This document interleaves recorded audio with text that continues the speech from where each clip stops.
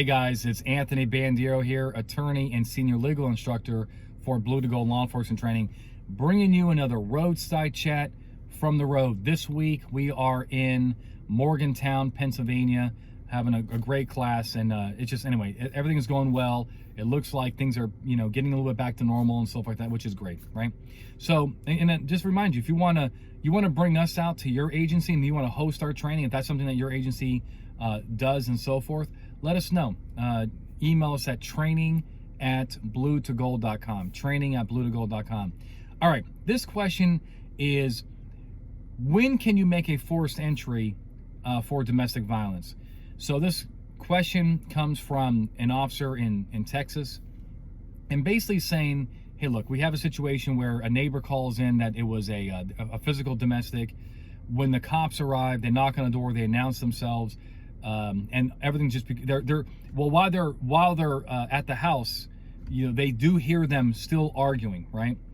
But when they announce themselves and demand that the door be opened, it all turns quiet, right? And at what point can you kick that door in and make an entry? Well, we do have to realize that I've been given very, very limited facts in this scenario. I don't think I can really give you a fair answer. There's just not enough facts. But let me just tell you what the rule is, right? I do know the law, right? The law says this. At the time of entry, at the time that the officer is going to kick that door in, probably should check the knob first, right? At the time that the officer is going to kick that door in, he or she has to have exigent circumstances. Basically, this falls under what's called the emergency aid doctrine, okay? There is no, by the way, there is no domestic violence exception for the warrant requirement. It's not known as that. It falls under the emergency aid exception. So the emergency aid exception basically looks for, at the time of entry, does a police officer have facts and circumstances to reasonably lead him to believe that somebody in the home is in need of protection, right? Like from imminent harm, and needs medical attention and so forth, right? So it's emergency aid.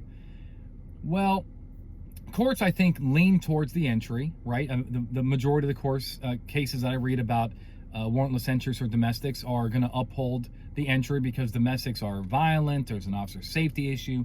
There's a victim in there potentially. Maybe kids are getting harmed. But we also don't want to play around with the Fourth Amendment either and go into homes willy-nilly. I certainly wouldn't want to have the attitude that, hey, if we get that call, I don't care, if it's an allegation of domestic and nobody's opening that door, then I'm going in, right? I'm going to make that warrantless entry. I'm not going to do a timeout and go get the warrant. We don't want that attitude. We want something to point to tell the court. Now, look, we do have a neighbor saying that it was physical. Before I'm going to kick that door down, though, I'm going to call the RP and ask him or her why, what do you know about physical? Do you hear like body slamming against the wall? Do you hear punches? Did you see anything?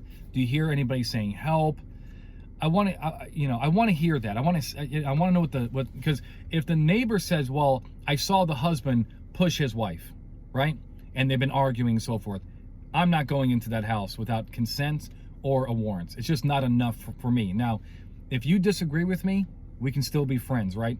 But I'm just saying, from a legal point of view, I want to make sure that I feel good about the case, because if a lawsuit occurs, I don't want to be making bad case law. And we also want to save people, right? We also want to help people. But the reality is that if all the courts cared about is you having a good motive and you just wanted to help people, we wouldn't have any problem, because cops always have that. They're always looking to help, protect, and so forth. The problem is the Fourth Amendment is still a hurdle to get into the home, right? So your motive is only part of it. It's also the facts and circumstances. The officer hasn't given me anything here to really win me over that this was either very clearly good or clearly bad. It's not enough. We just have allegations of physical contact and the cops, the occupants are not answering, but you need exigency. If you have exigency, you win. If the courts do not believe that there was exigent circumstances, you lose. based off the facts, I'm leaning against it. I'd like to know more. I hope this helps. Move the ball forward. Guys, if you like what I'm doing, you got to do 3 things for me, okay? Hit like or comment. Subscribe to the channel. We want to get this up to thousands of cops, right? So far we have thousands of cops, subscribe to the channel, but let's get some more, right? And then finally, tell your friends about us. All right, my friends, there it is. Short, sweet. Hopefully I moved the ball forward a little bit. And until next time, stay safe. When it comes to law enforcement training, we are the gold standard. Visit bluetogold.com or call 888-579-7796 to learn more about our training, books, and free webinars. Also, don't forget to like, subscribe, and share this channel.